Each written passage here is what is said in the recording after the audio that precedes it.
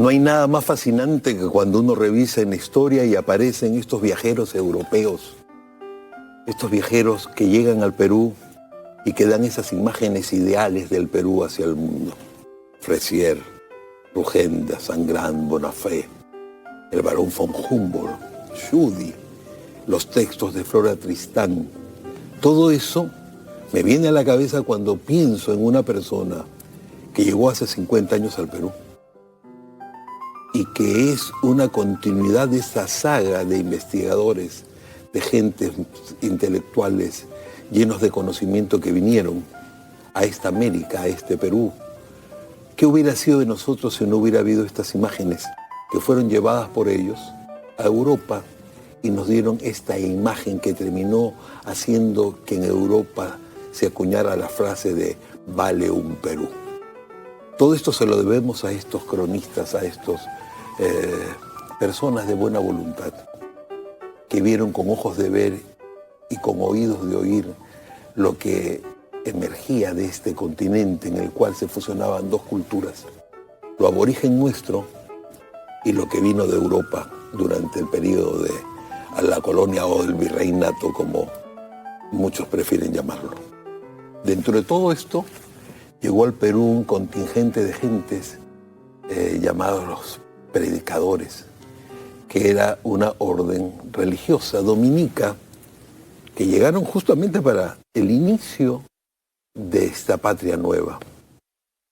El padre Valverde, todo el mundo lo reconoce, y después de toda esa historia aparece un santo maravilloso, tan maravilloso, que se llamó San Martín de Porres, el santo de la escoba.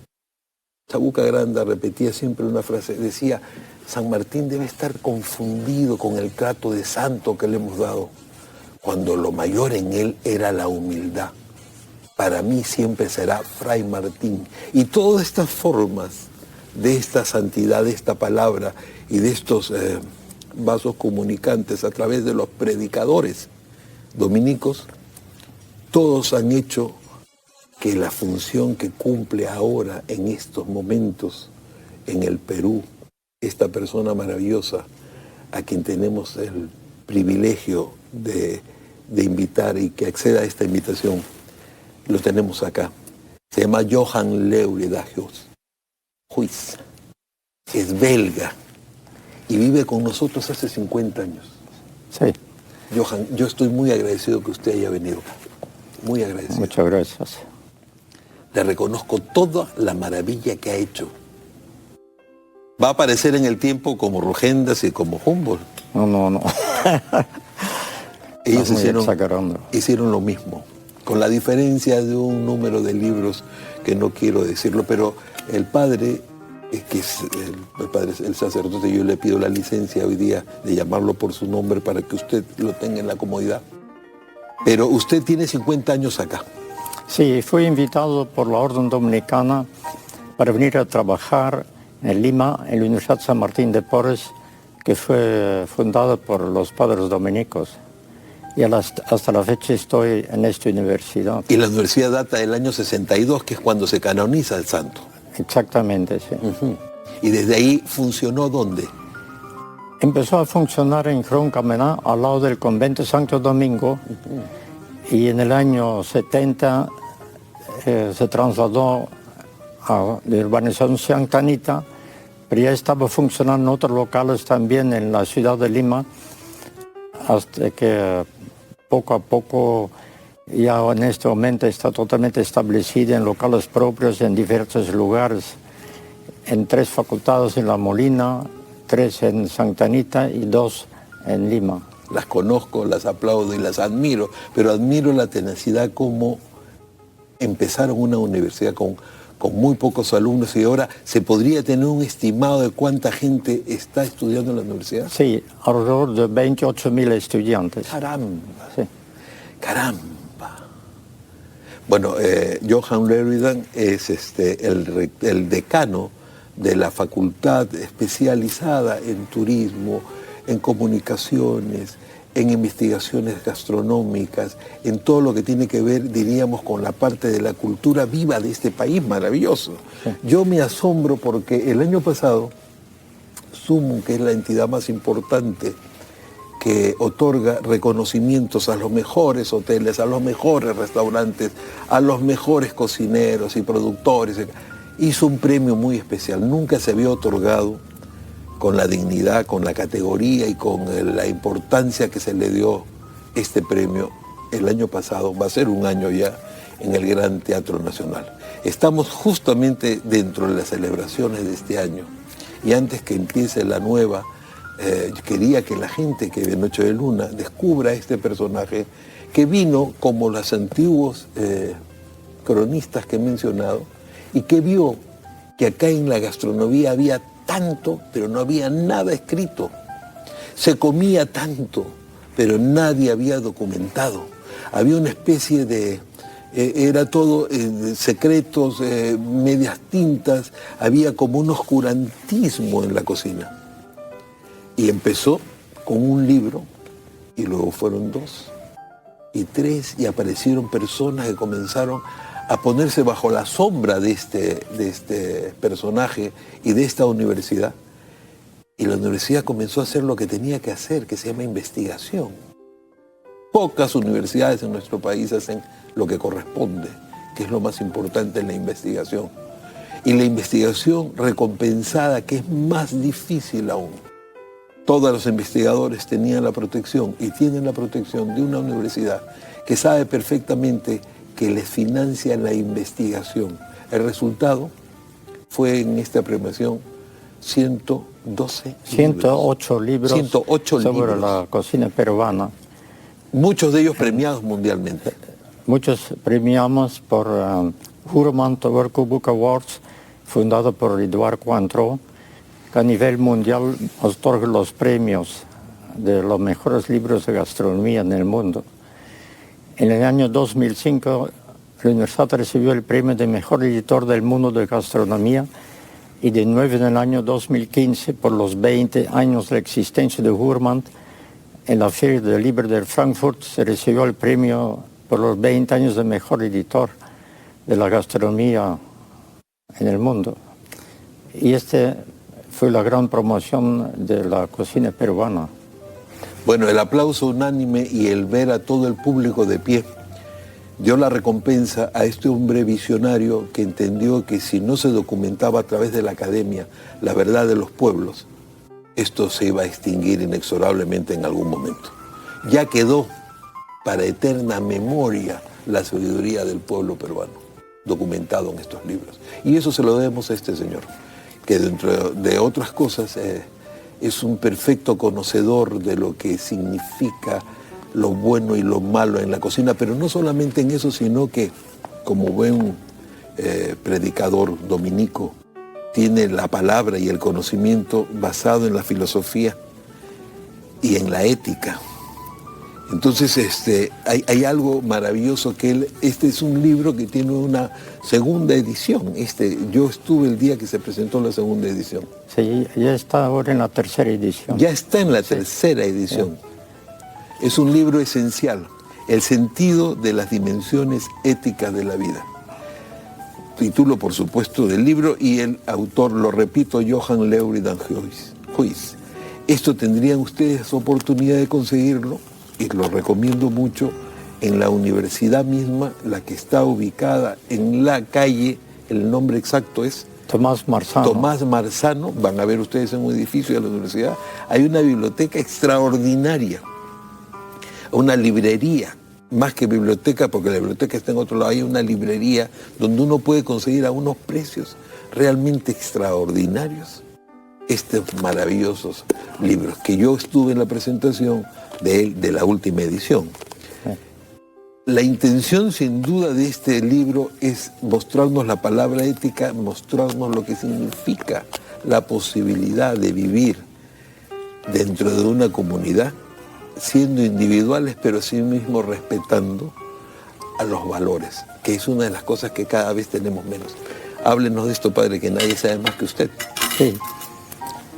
Bueno, la gran preocupación que existe a nivel mundial por lo que se ha llamado la pérdida total de los valores, qué significa, por qué se da. Entonces en este libro trato de dar una explicación histórica y describían la realidad que vivimos.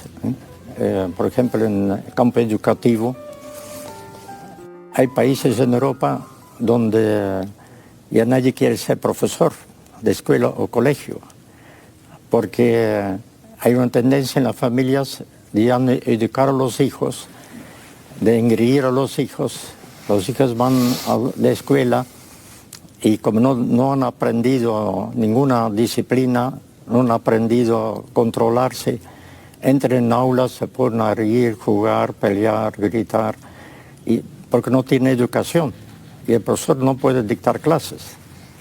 Entonces, el profesor enseña, pero no educa. La educación está en la familia.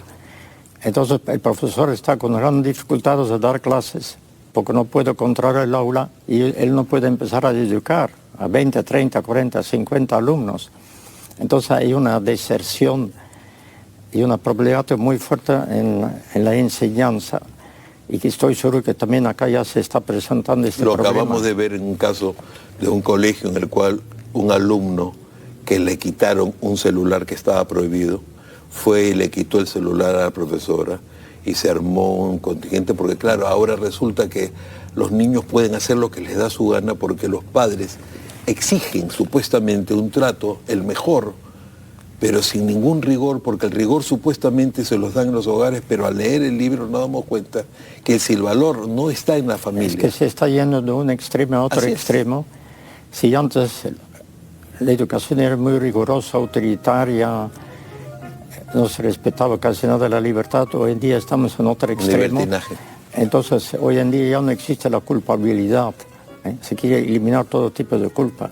Entonces la persona puede hacer lo que quiera. En esta manera, las relaciones entre las personas ya son imposibles. Entramos en una violencia verbal o bien también física, porque no se respeten los principios básicos de las relaciones entre las personas. La individualidad. Bueno, estamos entrando en un individualismo. La individualidad es muy importante y ha surgido en reacción contra todos los regímenes autoritarios, dictatoriales en la historia, pero también tiene su límite. No podemos entrar en individualismo, donde la persona se vuelve egoísta. Cuando la persona se vuelve egoísta ya no puede convivir con otras personas, porque también hay deberes, no solamente hay derechos, porque los derechos de las otras personas son deberes para mí y evidentemente siempre piden un sacrificio. No puede haber convivencia si la persona no solamente reclama sus derechos, pero también sabe sacrificar algo para poder convivir y entenderse con otras personas. Qué importante y qué interesante que esto se converse, porque últimamente, entre esta individualidad exagerada, este trato inadecuado en los colegios y esta actitud que vemos en la calle, igualmente, si no hay maestros, tampoco hay policías. Este problema se presenta también a este nivel de la seguridad, porque hay países en Europa, voy a contar un caso concreto, una mujer joven de 23 años fue violada, matada. Después de algunos días la policía logró capturar al individuo, el delincuente, y no era la primera vez. Entonces dijeron ¿por qué está libre? Entonces los jueces dicen como no ha tenido una buena educación, no es culpable. Entonces lo vamos a mandar un año a un instituto de rehabilitación y lo dejan libre. Y claro, no se ha rehabilitado y vuelve a hacer lo mismo. Él ya había violado a 3 mujeres, ya había matado a 3 mujeres, pero dice que no es culpable. Entonces, ¿dónde está la seguridad? El ciudadano, ¿qué seguridad tiene? Entonces, en este país, por ejemplo, ya hay 3.000 vacantes para policía. Nadie quiere ser policía, porque policía, si actúa, inmediatamente es culpable. Se da más razón al delincuente que a la policía. Y lo acusan de abuso de autoridad. Sí, por tener un y se va a la cárcel. En lugar del delincuente, el policía es la cárcel. Que estamos viendo esto a nivel mundial. En Estados Unidos vemos cómo los niños entran en un colegio, un joven, y mata a sus compañeritos. Esas son pruebas evidentes que algo está fallando en la educación y principalmente en la familia. Y si se va a excluir la familia de la educación, peor va a ir a ser el problema, porque el profesor, el colegio y la escuela no están en condiciones para educar.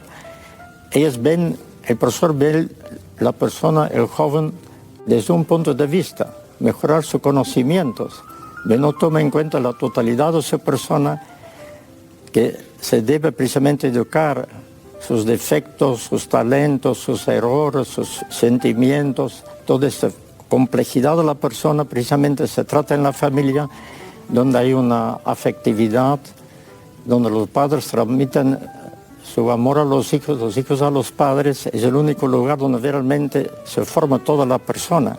El profesor en colegio no está en condiciones para dar esta educación. Qué interesante lo que dice, porque ahora se estima todo lo contrario y se está hablando tanto sobre esos temas porque se le está quitando la responsabilidad que tiene la familia. Y si la familia no tiene valores y no cuida y no educa en valores a los hijos van a ir y se van a encontrar no solo con el profesor, sino con la computadora, van a encontrar el teléfono que tienen, la información que ellos pueden pulsar y tener, y si no tienen el valor, pueden tener todas las perturbaciones que les ofrece las comunicaciones tan simples y tan banales como son ahora. Pero, ¿a quién le soplamos la pluma?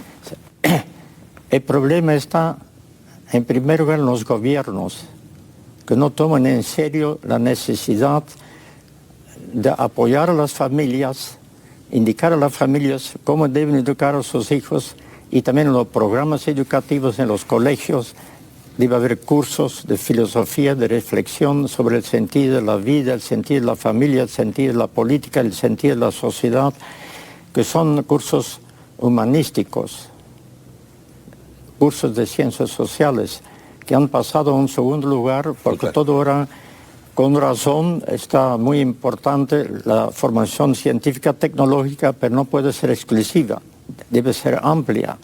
No se puede eliminar todo el humanismo que existía antes. El mismo problema se da con el tema de la mujer. No hay que pensar que el feminicidio y el maltrato de las mujeres solo en el Perú, no solo en América Latina, también está en los llamados países desarrollados, y donde está peor que acá. Hay países donde la violencia en lugar son países considerados como sumamente desarrollados, con un enorme bienestar material, pero con una enorme pobreza espiritual. Estoy hablando del país de Suecia, donde hay una violencia familiar como en ningún otro país del mundo. Y generalmente se ve como un país ideal donde todo el mundo quiere ir a vivir. Donde la educación es perfecta. Han perdido todos los valores espirituales de la justicia, fortaleza, la templanza, el respeto, la solidaridad, la generosidad, la colaboración. Todos esos valores se han perdido. Entonces nunca van a lograr igualdad de hombre y mujer si no hay respeto entre ambos, si no hay valores entre ambos. Pero usted ha dicho que son los gobiernos, Johan, pero si usted vemos lo que hacemos... En la historia los gobiernos se han alejado de la familia, han considerado a la familia como no tiene ninguna importancia en la sociedad. La familia es un lugar donde se come y duerme, y no se han olvidado que la familia es el lugar básico para la educación. Pero nosotros elegimos a los gobiernos, nosotros ponemos a la gente que luego dictaminan de esa manera. El error empieza, o sea, es un círculo que no termina. ¿Por qué? Porque ponemos a la gente que no debe y que dictaminan una educación. Sí, estamos viendo ahora. Pero hoy en día, con la teoría del género, los gobiernos están por fin preocupándose de la educación, pero cometen el error de marginar la familia. Han declarado la familia democrática, es decir, no hay autoridad en la familia. Lo positivo del teoría del género es que haya una preocupación para educar y que ya se preocupen en los programas educativos, pero deben incluir la familia en este trabajo, porque sin la familia también creo va a fracasar. Qué maravilla lo que es tan sencillo escucharlo, porque es el mismo concepto que tenemos cuando pensamos en las ciudades. Y las ciudades son limpias, pero no porque se barren, sino porque no se ensucian. Y viene el valor de la casa que dice, tú no puedes tirar la basura a la calle. Ese ejemplo tan sencillo es básico, porque igualito se puede replicar en otros ambientes y conseguir un mejor bienestar moral, social, económico, político, todo todo parte de un concepto. No hagas con otro lo que es no que quieres que haga el contigo. problema es que fundamentalmente la humanidad está preocupada por el desarrollo material, El que es consumo. bueno, que es positivo, es necesario. Y por eso es necesario la gran evolución de la ciencia y sobre todo la tecnología. El que produce el mejor producto y el más barato es el que vende y domina el mercado.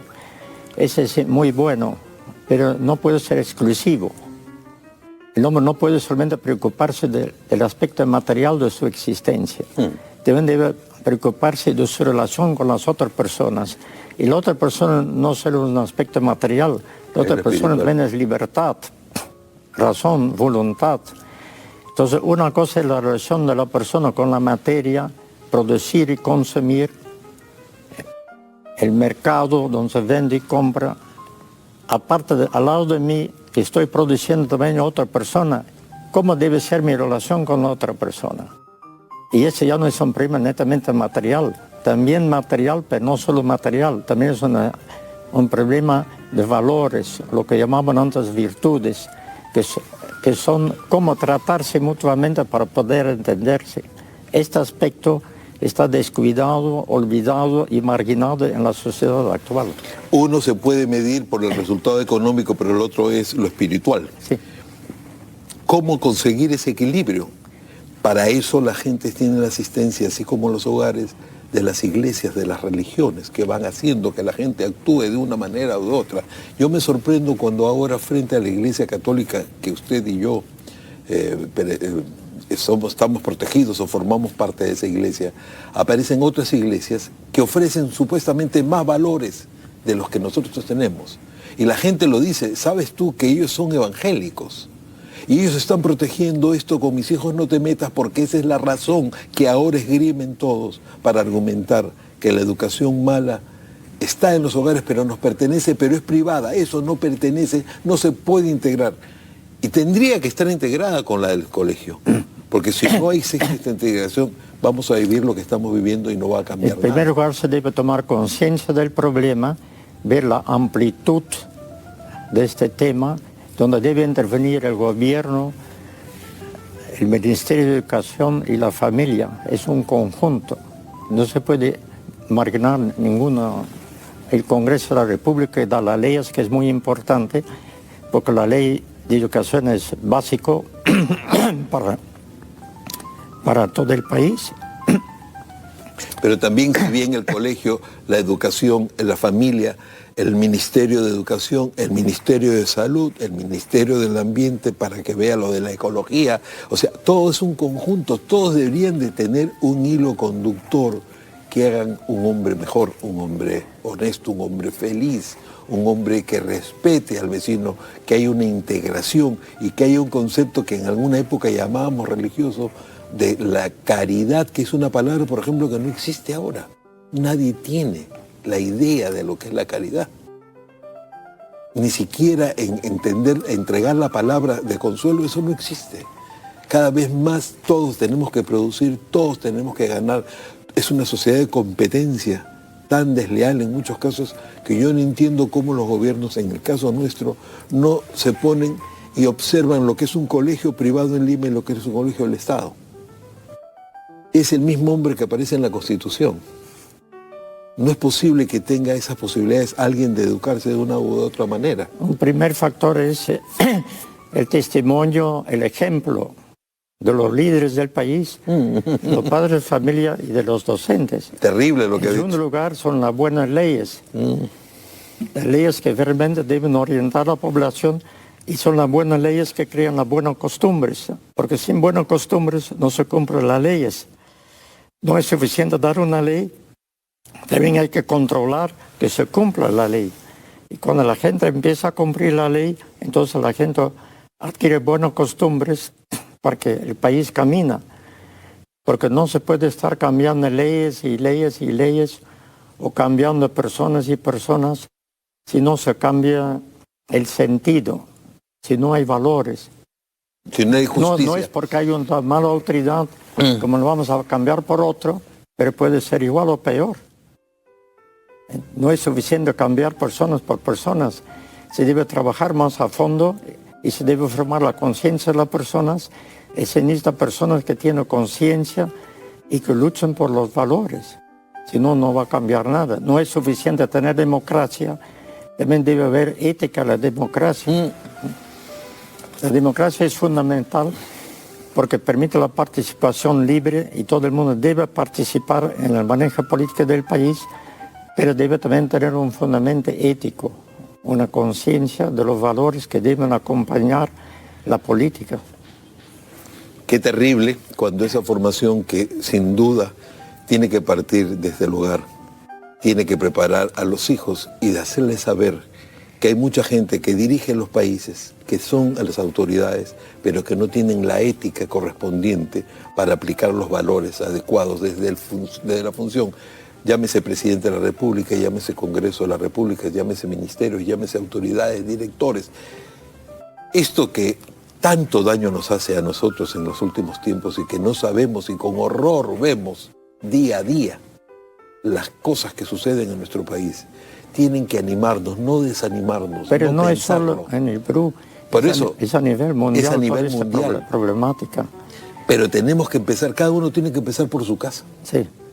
Y hacer una cadena maravillosa, una junto a la otra y a la otra y a la otra, no pensando solamente en el beneficio económico. Entender el país. En este país nuestro, que yo siempre cito a Arguedas tenía una frase maravillosa que hablaba que todos nos podrían enseñar, pero el arte en este caso es sanador. El arte en el Perú siempre nos ha demostrado, y lo hemos visto en los últimos tiempos, el orgullo que tenemos a través del arte. Ese arte puede ser inspirador. La religión tiene que ser inspiradora. Cuando vemos qué alejados estamos de todo por los resultados que vemos incluso en el arte actualmente, nos damos cuenta que están pasando cosas. Pero el arte precisamente ha eliminado la educación. La academia. En las leyes educativas ya no aprecia el arte, el canto, pintura, baile, todo ha desaparecido. Son precisamente los grandes valores culturales de los pueblos. También en el mundo ateo hay gente que se da cuenta que el hombre es capaz de las más grandes crueldades. Entonces, también hay ateos buenos y malos, como hay católicos buenos y malos. Todo el mundo que tiene un poco de conciencia se da cuenta de todo lo que está ocurriendo y que ya no se puede permitir. Es necesario cambiar la sociedad. Es decir, debe haber una toma de conciencia. Y sí es posible. De todas las personas de buena voluntad, de empezar a luchar para recuperar todo lo que se ha perdido y que ya ni siquiera se propone.